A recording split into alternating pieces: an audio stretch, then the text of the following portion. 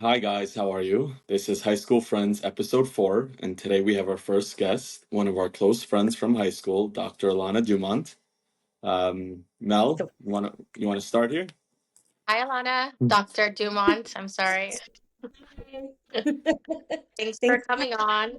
I'm so happy to be here.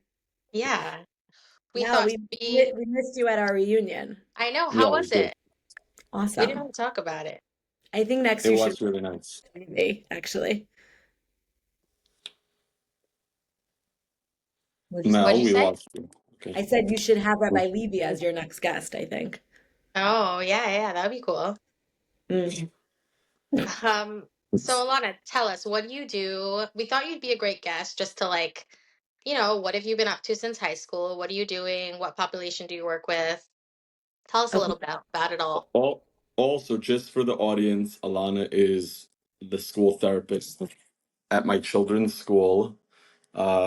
She's amazing and really supported us in really difficult moments with my eldest, and just only good things to say about Dr. Dumont. I think I'm supposed to just not respond to that part, but since Johnny disclosed, I can also. Um, I love Johnny's kids, just for the record. Um, I'm a psychologist now. I'm not going to go back to 2004 and what I've done since then, but we'll just say where I am now. And yeah, I'm the school psychologist at YCQ, and I have a private practice also. It's sort of morphed over time. I think when I work in the school setting, I'm able to really just be more interactive with kids directly. But in my practice, I see adults also, and I actually work with a lot of parents. I do a lot of parent work, which Oh, is my Is it cool. favorite. ever, does it ever get to a place, first off, do you actually like kids? Like, do you like having to My, interact with my own or other people's. others? Your own, questionable, but Right. others. Right. I think I have a lot more patience with other people's children. Have Actually, you always? like, what do you mean always? Like, as a kid, were you good with other kids and like, meaning, No, no. I don't think I was ever like that person that like really loved like children. I loved hearing about why someone did something and like what led them to doing that thing or making a decision and like what kinds of feelings people struggled with. Like I think like Mel and I can like that I can go back to high school and like all we ever did was like talk about this and analyze that and like I think that that's just something that there's like an innate part to it and then there's a lot that I learned obviously like and I mean I went to graduate school for long enough so I don't think this should only be what I just was like felt like I was yeah, born to do. I just had people in my life along the way that struggled. I've struggled. And I think that that's kind of what got me to, on my career path, but it is something I always felt like I wanted to do. Specifically with kids, I don't think that was something that was calling me necessarily, but just more the field of psychology. And I somehow, Ended up with children. yeah, I guess so. So, so you specialize in working with kids. How about your adult population? What's that mostly working with? Like parenting I support? so a lot of parenting. I do a ton of parent work. That's like she's amazing. a big part of my practice. And my practice is actually still virtual. Like before COVID, I was working in person. And then once that happened, I just never went back. So there is sort of like an inherent limitation to how young you can go if that's Yeah. the mode you're going to do. So I really don't see any kids that are younger than like 11, 12 Oh, directly. But but if they're younger than that, I'll offer parenting work, which along the way I found to be more effective anyways. I don't really think it's super helpful to send like a 6-year-old into No. treatment once a week for 45 minutes. Like there's not a lot of carryover of skills. I found that it's just more effective and productive to teach parents to Yeah. then teach their own children. um and then with the adult, just like regular straight up like therapy, it's a lot of anxiety, and I guess I do a mix of a psychodynamic and a CBT kind of framework, because really I think that most people still are children on the inside anyways, and anything of that's course. unresolved is going to resurface at some point. So I think that even though you're a child psychologist working with adults, I still think there's a lot of overlap in the treatment. Yeah. By the way, I hope you don't mind me asking, can you share something that maybe you might have struggled with in high school that you feel like you've nurtured through or gotten to the next level that you can relate to in children today? What a question, Johnny. Like you Yeah. just like went right there, you know? I want to cut through it because I know we have limited time. Yeah. Okay. Just for the record, like just so everyone knows, I didn't receive any of these questions in advance, so this is really on the Yeah, sorry. You can redirect by all means. but I'm an open book. It's more like I want to give you a good answer. I think the things I struggled with, I didn't know I was struggling with at the time. I think that knowing what I know now, I can look back and be like, oh, that was anxiety, right? Like I definitely think I had a very high level of anxiety in school. That was Because of not, the work, I mean, we all went to the same school. So we all took it seriously, not so seriously. I Damn, think that damn tank. it's how you perceive whatever situation you're in, right? So like whatever the work was, I think, you know, what I remember is that I was in the honors class, but I think I always looked at myself as like the like lowest of the honors class, right? So like I'll never forget. Do you remember Mr. Rogoff? Of course. So Sounds really familiar. Wait, was that history? no, it's chemistry. And he used Yeah. to give the tests back to the first person in your row, and they'd pass it back. And I wanted to die. Like every time he would do that. And then he was also like the kind of teacher that would like call on people that didn't raise their hands. And like these are like real times where I really felt very physically uncomfortable. And again, like no one explained to us then that, you know, that's your body telling you you feel like there's a major threat happening right now, like something really bad is about to happen. And it gets confusing because you respond to that with like I got to get out of this situation like right away, so I would like go to the bathroom or like do something to like leave or avoid, but like that was just to make myself like physically feel bad. I didn't really like know, or like I couldn't connect to the actual thought of like I'm afraid he's going to call on me, I'm not going to know the answer, I'm going to feel really dumb, everyone's going to look at me, laugh at me. And like, and what's also so sad is like we were all so close, so like there's no like the one thing I look back on is like we were all like the closest of friends. Like even if there were laughs, like nobody wished me harm, right? And I know that, but this is just like my own internal experience and feelings about myself, like my own insecurities. So I think Yeah. there's a lot of like that, like a lot of like performance anxiety, feeling good about myself, like academically, and like wanting to like do well, but not really knowing like where I wanted to go. And so I think in that sense, I can very much relate to a lot of like the kids in the school when it comes to things like that. So, okay, by the way, I had something very similar with Mrs. Leichman. Ugh, And another one. Yeah. Was that math? yeah, Yes. Okay, her I remember. Mel, you're like so like not sure of I this. know, it's she's in really bad. LA. So okay, I'm a kid that comes to you, expresses I'm feeling anxious about the test coming up. What do you like? What is the recommendation there? What do you share? About myself, or like what would I be like working with this kid? Like what Yeah, we're working. tools Yeah, would you what give them? tools do you? So I think I would want to get a lot more information, right? So the way I think about it, why are you smiling like that, Johnny? I don't know. I think something amazing's Because it's coming. Johnny. Amazing.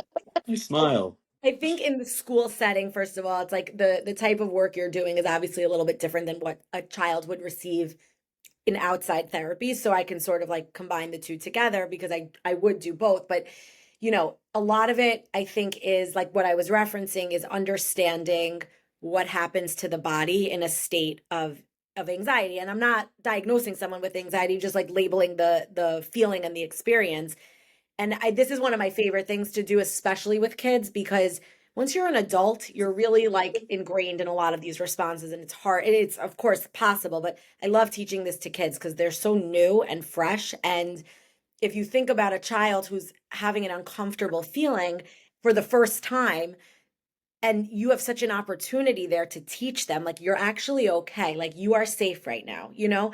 And even though your body's kind of telling you that you're not, and it's teaching them about the fight or flight response, understanding that all these symptoms, and I won't go through them all now, but all the like physiological responses are all there because they're rooted in evolution, and they all were once adaptive. Right. Now when you sit in a classroom and a teacher's about to hand you out a test to take and you start like hyperventilating, like you're not running a marathon, you're not running from a lion, any of those things. So it's first, before anything else, I do a lot of psychoeducation, and it's not so much, oh, do this, do this. I think they need to understand first what's happening. And sometimes that alone does a lot for a student, like to just be able to say back to yourself, like, my body, I care about this, and that's why this is happening. So then I like to move into like giving them sort of a choice. Do you want to work on learning regulation skills for physical feelings, or do you want to work through some of these thoughts that you might be having? And we call them like cognitive distortions, just thinking, what kind of negative prediction am I making? Am I sitting down and then the thought comes like, I'm going to definitely fail this test? And if that's the way you think right away, of course you're going to start to get into a panic mode. So then learning how to take that thought and change it, like asking yourselves questions like, dude, did I fail a test before? Do I Is always this fail? really true? Is this 100% factual? Right. What did I do to prepare for this? Just a lot of reality testing. And this is not like a one-time conversation. That's why I say in school, when you notice that this is something that's recurring for a student, a lot of parents don't want to hear this, but it is to their benefit to get some outside support, because this is something that, and it's not long-term, this type of work. It's a short-term investment. You learn a lot. And the tools really are like, there's obviously deep breathing and progressive muscle relaxation, but also just learning to control the mind. And that takes time. So That that goes. was one of the most beautiful responses I've ever heard. And I'll tell you why, by the way, because that information growing up would have saved me so much angst and so much Yeah, anxiety and so much, and no one ever came and said you're safe. Like no one even shared that I don't know, safety security is like the main need in a human being's life. And if we don't yeah. figure that one out for everyone, like where are we going here? You know what I mean? So to me that Yeah. was a wonderful response. Um, Thanks. I definitely do something similar, Alana, where what I also tell them is like the amygdala, which is like the front part of your brain, which is like telling you you're in danger. I'll tell them to like talk back to it. Like, Mhm. hey, amygdala, thank you so much for trying to keep me safe. Like, I really appreciate this, but I'm not actually in danger right now. Like, I am safe right now. I do So, that. yeah, Yeah. yeah. By It's- Okay, I wanna ask another one to Alana. Without sharing any of the major details, what was one of the more difficult situations that you find yourself in dealing with children, and how do you work to solve those very the challenging moments, we can say? I think that when you work with a child, you're really not working in isolation with that student or that kid, right? Because Meaning the parents are involved. there's parents, there's teachers, there's so many people. I think that's just funny because when I think at a certain point I was like, okay, I want to work with kids. Like I think there's so much opportunity there.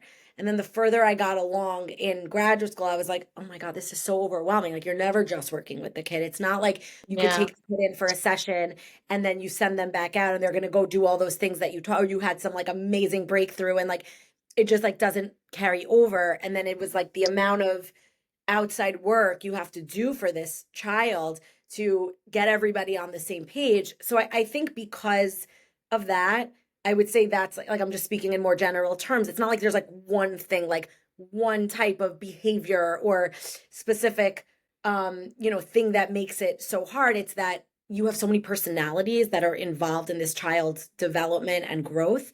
And I think that that is a lot of times, a parent will come to me like, I want you to see my kid. And I've learned over time also, like I made a lot of mistakes obviously early on in my practice, but to really make it clear, like you're not just sending your kid once a week and we're never going to be in communication, that we all really need to be talking and learning and help, learning how this child learns or communicates and why they behave the way that they do. And I think sorry, Interesting. just one more thing, like I can obviously go on about this, but when I work with parents and when I work just with the parents, and I always say this to them, I said, there are going to be certain points where you might feel like this is your own therapy and it's not, like this is not your therapy. It's more of like a parent coaching, but a lot of it is recognizing what things from your own, whether it's your childhood or your home, your family system, are you bringing into this dynamic with your own child, What's right? And triggering you? what is your trigger and what is unresolved, what is kind of like shut down in you. I did a long most I say this all the time, I did a very long training with Dr. Becky Kennedy, who does the good inside approach, and this I was Yeah, years ago. yeah. love Dr. Becky. So before she like exploded, she was already like getting popular, but I did this very intimate training with her for like 6 months. And it Mm. You was, and her. so it was six of us. Six of us were in Awesome. this like cohort. Um, and it was like joining a startup almost, but I didn't actually go to the next level with them because I needed like a normal salaried position to, Of you know, course. support my family. And so it was like one of those things where you just like, did I make the wrong move here? But I got a lot of training from her, and she really shifted the way that do my practice. And it's a lot of reparenting yourself also. Without question. Yeah. Yeah. I feel like her tidbits on Instagram are so informative. I would have Yeah. never thought of some of the scenarios she brings, and I'm like, wow, okay, that's I never thought about that. She's brilliant. Like Yeah. amazing. Is she in New York, by the way? Yeah. Okay, wonderful. Yeah. Reach out to her next. What I wanted to ask, what do you think parents can do to make it easier on their children? Like, what do you recommend for parents of like, oh, my kid is having anxiety and I don't know what to do with him. I just want to get rid of him, blah, blah, blah, blah, blah. Like, how do you deal with such a dynamic and like, what are you recommending the parents to do? Okay. So I have like some follow-up for that question, but are you speaking like specifically about anxiety in a child, or like other issues, like what else? Anything? Other, It's a broad question, so I'm gonna do my best. cool. But I think the first thing to do is accept that something's happening, right? I think that, and I'm a parent also, by the way. Like we're speaking very like, career focused, but like we're all parents here, right? Yeah, we So, are. I think when you watch your child struggle with anything, it's like heartbreaking. It's really just, it challenges you. It challenges all those things we were saying before, like it brings up things for us, it triggers us. And because of that, with the best intentions, we can sometimes inadvertently end up like kind of maintaining whatever the problem is. The easiest way to talk about this is with anxiety, actually, but I think it extends to other things too. But like, for example, if I mean, I always give this example of myself. I was petrified of dogs when I was a kid. So if I would be walking like even with my parents, and a dog on a leash, like no real dangerous situation was coming towards us, I would freak out, panic, and like my parents just didn't want, love them, they didn't want to deal with like my meltdown, my tantrum, whatever it was, so they'd cross me over, like they would get rid of this for me, right? Like, and Wow. again, it's like the goal for them was like, oh good, we like, she's calm now, like she's back to herself, like nothing. Okay. But I was never able to then learn, like, number one, like we were saying before, like the panic feeling is I'm still safe, right, in that moment. I couldn't learn the experience of like walking by a dog and like maybe it sniffed me, but it didn't act, like how likely would it have been for it to attack me? Like probably not, right? So I Yeah. think with the best intentions, we as parents are constantly looking to make things like easier for our kids. But that's a disservice to them. And I'm guilty of this too. That's what I wanted to say. It's Yeah. not like I'm like doing all these amazing, like my kids, everyone's like, your kids must be like so well adjusted. Like they're not. We're all a mess. When it comes to your own house, like I Completely different. my office and I'm screaming and I'm like doing none of the things that I'm telling like my clients to do. But that's on me. That's not on them, you know? Yeah. Um, and so I think like forget what the problem is. Like I think the first thing is to just recognize there is one, and how does that make you feel as a parent? How hard is that for you to accept like my child is suffering? And instead, I always say this too, like support, not solve. So it's not that we don't want to teach your child like what to do and how to get through it, but before anything else, be with them in the problem, in the feeling. Like don't try to pull them out so quickly, to the extent that they can't learn any coping skills. Because when you do that, all they're learning is that my mom will save me from this. When something gets hard, my dad is going to just take the heart away from me. Yeah. It's hard. So like, Wow. will we ever then like learn how to take a hard test or do, anything? So Yeah. that's, I'm totally guilty of this in one direction, especially as it comes to bullying. yes. Like I don't I say to my kids, I'm not gonna allow you to get bullied. Like if someone bullies you, you come to dad and dad will figure it out, you know? How do you And fix it? Do you like go and punch the kid? no, I Yeah, I like have to like typically address it be with on. the kid. I like go on the bus and like give a pep talk to everyone and say that we're all brothers and sisters, and it's everyone needs to like calm down, relax, and sit in their seats, you know? Um, Bus monitor. yeah. Yeah. No, but I totally get this, and I can admire what you're saying there. I And have a Now, it's question. really hard, right? Because like you look at your kid and you're like, you just want to take away the The pain. pain. Yeah. Yeah. I yeah, have a without question. question. Please. Are you working with a lot of kids with ADHD? Yes. I mean, I like yes and no, right? Like I think that I think it's getting thrown around a lot, obviously, right? I try to be very um thoughtful on when I'm starting that kind of a conversation with a family. I Okay. think and I can be fully transparent like so I've been Please. here now for 4 years and I worked at a different school before I worked here and I've learned a lot. Like meaning I think there's like a part of me that maybe like a few years ago would have looked at a kid and just said like oh gosh, like they need meds, like this is Yeah. really a problem. And the kid maybe is in like second grade, let's say, and now the kid's in like seventh grade and like really straighten things. I think what I'm trying to say is I think there is a maturity piece to this. And I don't think that's like the most clinical way to look at it, but I think the longer I work in the school setting, I'm able to have more perspective and I think a lot of it is like having patience with kids who maybe have a harder time in the classroom and are exhibiting symptoms of ADHD, but like we're not Not even. there fully there yet. And but with that being said, I'm just gonna say out loud, I'm a full proponent of medication when it's necessary. I've seen incredible, amazing things happen. I think that parents are typically very nervous Hesitant.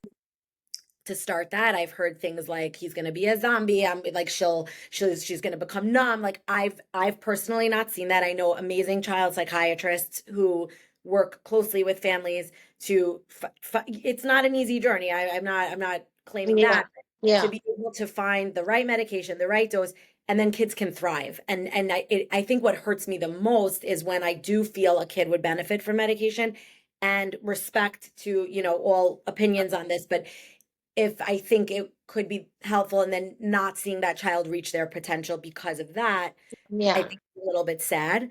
Um, so that's my like kind of experience in the school setting. Privately, I don't really work directly with kids with ADHD in a therapeutic way. A lot of times, again, I'll just like work with their parents or Yeah. a child who has ADHD but has something comorbid like an anxiety or depression, and maybe that whether or not they're medicated for the ADHD, it's more like I'm working on like the secondary of what maybe is happening because they're struggling in Are there any tools that you use or recommend with kids who you see exhibiting symptoms or signs of ADHD?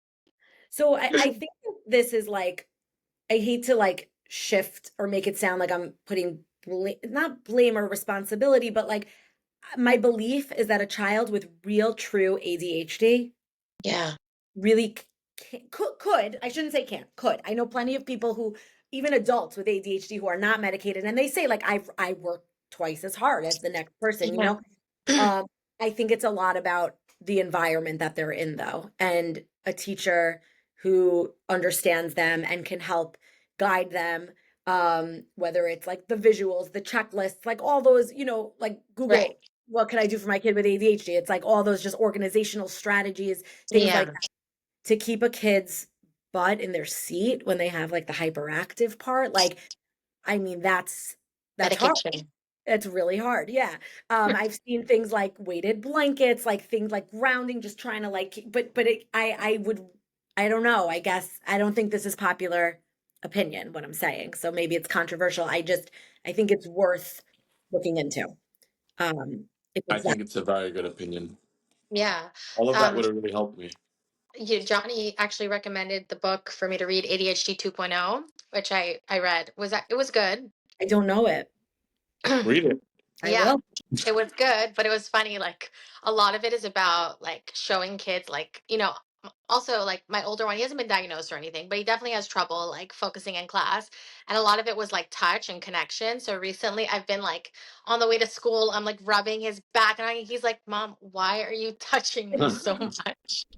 I'm like, I just want to make sure you're getting like hugs and love, like I literally I all day.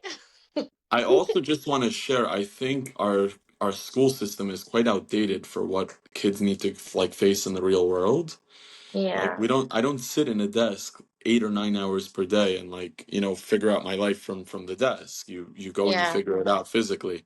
I Um, actually, sorry, I don't, no. I actually want to backtrack just because of what you just said. So that's like another piece to this though, right? Like I think to function in the with the expectations of what a lot of our school systems and specifically like yeshivas, how they're set up, that's why I'm saying what I'm saying. But a, Right.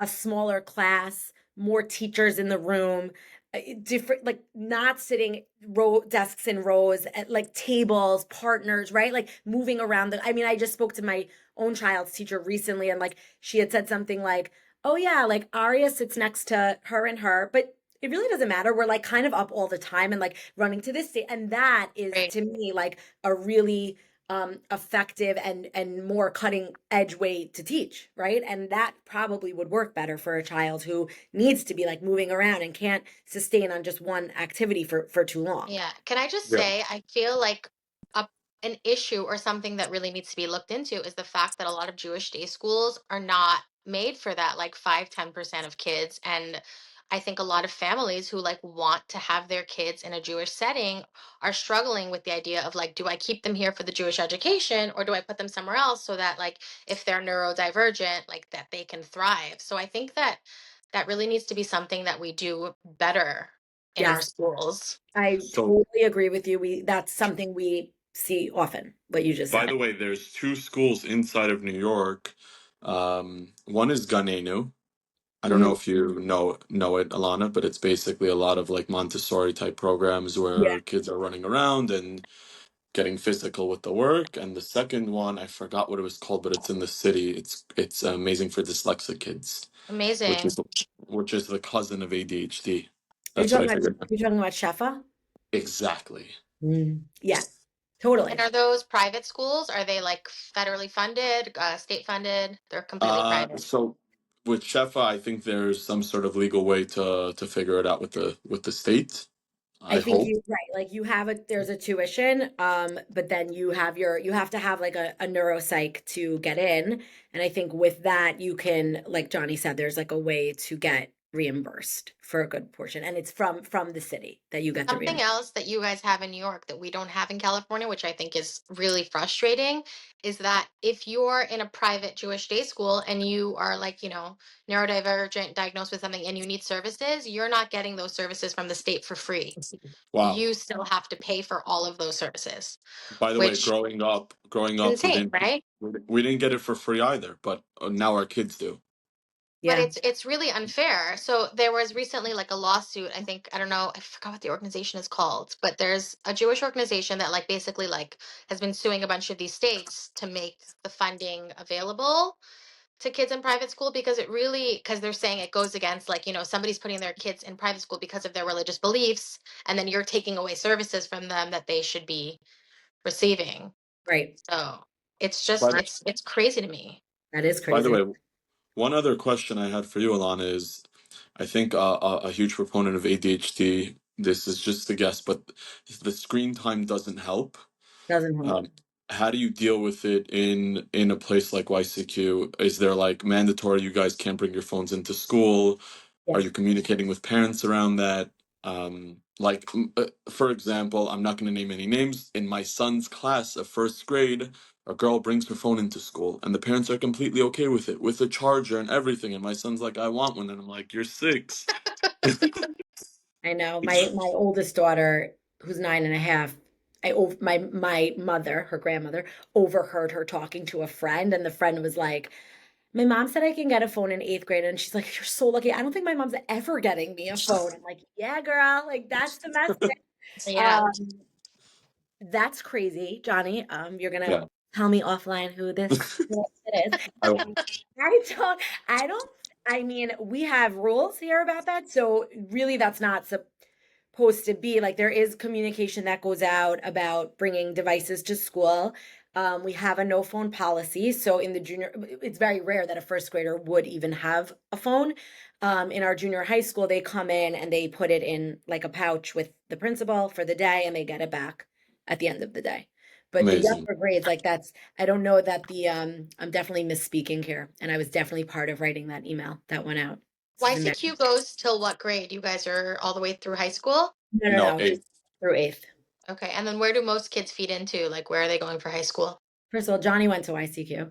I did. So did my wife, by the way. So did Sarah. She Yeah. became VP of the PTO. She's He like is so ecstatic. I We we broke open a bottle of champagne for this. I'm What's so the happy. PTO? Isn't it the PTA? We call it the PTO. Whatever. And I just want to say that Johnny's wife and her friends who are like head of The like they run PTO.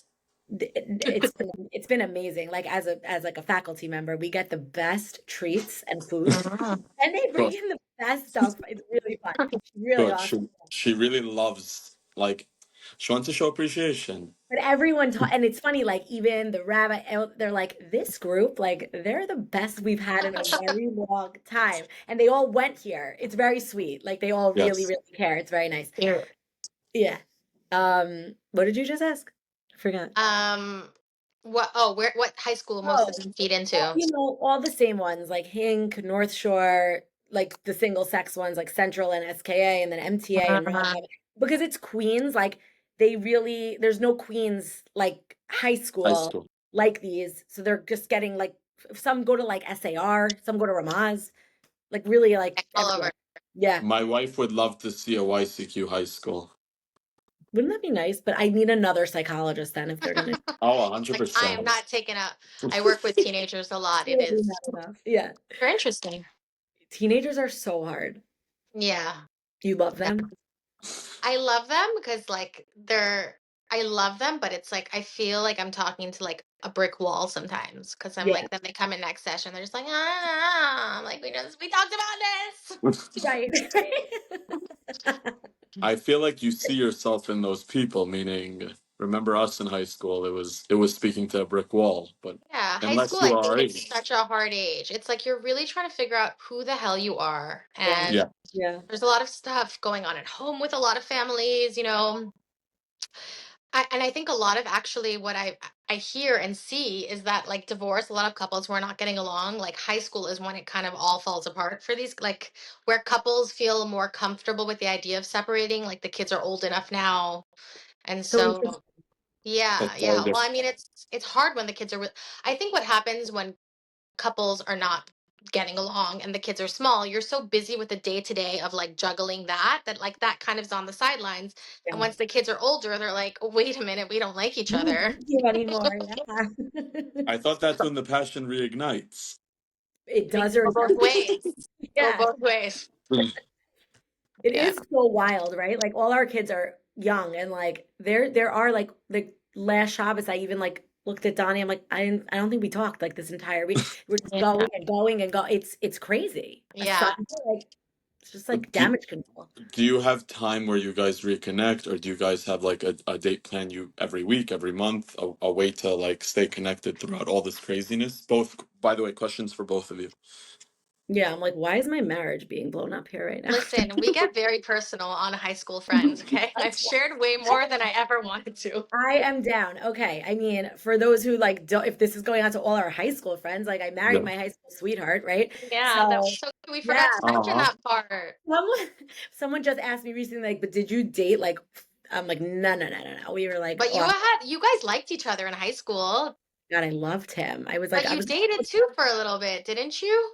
very little. And then he like went to Israel for the year. We right, like I was like very, very obsessed You with were him. like obsessed with him. That's what I remember. Uh-huh. Yeah. Yeah. Right. Oh, So, with that being said, right, it's like sometimes like you look at each other like, how did we get here now? You know, like Yeah. we have this picture hanging in our house of us from when I was in 10th grade and he was in 12th. aw. I like keep it up there purposely because it's like I Reminding have you. to remember, like, you know, those are like feelings that you only get like those first time feelings for somebody, you know? The newness. that was him for me for sure. And that's why I'm saying we broke up and there was a lot of other stuff that went down, but like that was like the first time you felt that strong of a feeling for somebody. So it is like as crazy and busy and as it gets, it's like, oh, but like I did like him a lot. And that was like when. I think no, we're not like the type that like do a date night. I'm just being honest. Like we don't like, oh, tonight we're going out and getting the babysitter. Like it doesn't happen. But we will make sure like I'm like a huge sushi person. So like even if it's just like we've had to kind of edit this over years, but even if it means just like getting sushi and eating at home, doing something like that, is definitely important. I think that this season of having such young kids definitely does a number on us, if I'm being totally honest. Like it's just Thank you. How old is your youngest? he's 3, He's 3, and your oldest? 9.5, and then I have Oh yeah, I remember. We had Wow. my second and your first are around the same. yeah. Yeah, I remember that. Yeah. Mel, how about you? Um, I'm really bad about it. I feel like my husband is really good about like wanting to do stuff, and I need to be better about making it a priority, but like that's something I struggle with in general, like making myself and anything for me a priority. Like I just go until I'm like falling apart, and then I'm like, damn it, why Right. didn't you like slow down? So Yeah. yeah, something I I'm definitely struggle with. How about you, Johnny? struggle with as well because we have 3 small ones with one on the way. We do take morning walks sometimes. That's Yeah, amazing. That she's is so amazing about it. And at she's 3 like always p.m. on the walk. I follow her on Instagram. She's great. in an hour and 14 minutes, we have a date, by the way, out of like, this is the Aw. quarterly date. Where are you guys going? I have no clue. Oh, No clue at she's all. the planner. Totally the planner. I'm the one that struggles with executive functioning and all over the place, Mm, and she's my planner. Yes, totally. okay. So good. Okay, guys, I think we're gonna wrap up. This is so fun. Yeah, Yeah, we're gonna like you have you just want to back. sit and chat. Why do we Like, have to go? Let's what? just Why hang is out and Johnny chat with like each other. why are you ending us so soon? I should Only go because I have a meeting. Things were just getting good. We were just getting personal. We were all feeling less awkward.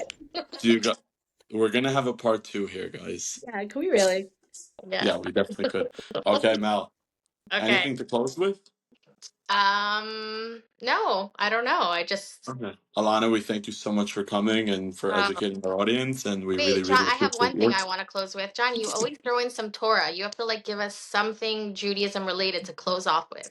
Wait, Uh, before he does, then again, because Johnny mentioned his son first, so I'm just starting with that. He loves Torah, Johnny's son. yeah. Oh, Love because he learns it So from you. his I favorite thing to do is when we take him out of class and he learns with Rabbi Rohr. Oh, I love that. So so sweet. I'll So just mention my son. So in the beginning, when me and my wife were in the city, we weren't as religious as we are now, and my wife decided, you know what? I really love a name for him. His name should be James. And so we called him James, and he was a very cute, sweet boy, but he was very wild and very aggressive and all of that. And so I came to my rabbi and I said, Rabbi, one concern that I have is when I bring him to the Torah, we can't call him James Yosef Bechor ben Menachem. Like, it's not going to be good. What do I do? So he says, don't call him that name for 30 days. So we said, you know what? We're going to call him Yosef. And we asked him, do you want to be called James or do you want to be called Yosef? And he says, I want to be called Yosef, Yosef HaTzadik. And so we called him this for 30 plus days. We stopped calling him the other name, and we saw his personality really, really mature, grow. We send him to Chazanut on Sundays. So I just want to say the value of our names is so, so, so important. I never ever took that seriously at all when like the rabbis would tell me, oh, you have to name this, this, and this, and like just make yeah. sure you get the name correct. I'm like, what? And then I realized how important a name is. My Yeah. Torah for the day. Yeah, they say names have such mazal in our lives. So Yeah. important. Exactly. Melissa, by the way, what's your Hebrew name? Mine is Abigail. I could Abigail, I knew that, by the I way. could have said that. I remember Yeah, that. I remember that. How about Well, you, Alana? Leah Esther Chaya. Wow, look at you. You Facts. belong in like B'nai Brak Facts. over there. I'm Menachem, by the way. I don't know if everyone knows that. I feel like I must have. I did not know that. Also, side note, everybody used to think me and Alana in high school were like twins. Do you remember that? Yes. Oh my But you're, God. Yes. but he's Ashkenazi and you're Purge, I so know, No, but how does that nobody work? thinks I'm white. Persian. She's so That's white. true. Just the eyebrows are the only real dead giveaway. Other than And that, I had eyebrows too, so there was overlap. You oh have beautiful, beautiful eyebrows. yeah. Okay, guys, I really have to go though. We're Johnny, go. Let's go. Okay, Yeah. yeah. Okay, okay. Bye, Bye. guys. Thank you, Alana. Dr. Dumont. Mwah. Bye. Bye. So good to see you.